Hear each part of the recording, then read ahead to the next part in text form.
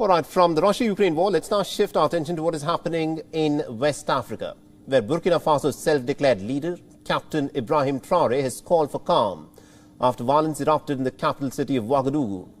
The Traoré supporters took part in the violent demonstrations in front of the French embassy, which they were accused of harboring the ousted leader, Paul-Henri Sandaogo Damiba.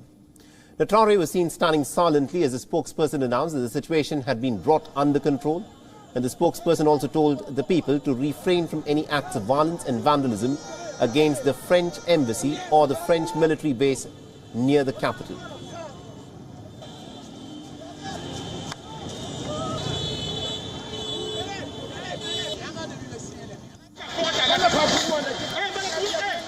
The hundreds of Traoré supporters had gathered outside of the French embassy on Saturday after he said that it was in fact harboring the former ruler Damiba. Traoré had said that Damiba was in fact using the embassy as a base to stage a counter-offensive. His supporters had set the exterior walls of the French embassy ablaze and were seen hurling objects over the embassy's walls. Now, the gunfire was heard across the capital.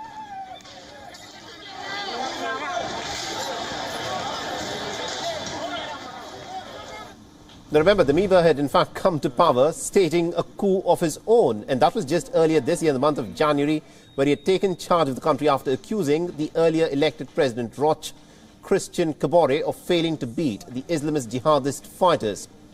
Now, Africa's Sahel region is battling the radical Islamist insurgency. The violence in the region has also led to a series of coups in countries like Mali, Guinea and Chad.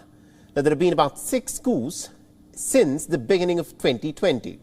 Now, groups linked to Al-Qaeda and the Islamic State have been carrying out attacks in countries like Burkina Faso since 2015, and also in the north and east of the country. Towns have been blockaded by insurgents who've blown up bridges and have also attacked supply convoys. Now, more than 40% of the country now remains outside of the government control, and it is these paramilitary groups, these militia groups, who in fact now control large parts of Burkina Faso, especially in the Sahel region. And also the fact that the French forces had been deployed in Burkina Faso had been extremely unpopular within the people in Burkina Faso. Remember, France had in fact stepped in to try and battle the Islamist insurgency in the Sahel region. They entered into Burkina Faso sometime in 2014, 2015, and since then, earlier since this year, the French president has said that the French troops will, of course, pull out. The 34-year-old Traoré was previously the head of the anti-jihadist special forces unit called Cobra, and it remains to be seen as to how all this turmoil will in fact settle in Burkina Faso.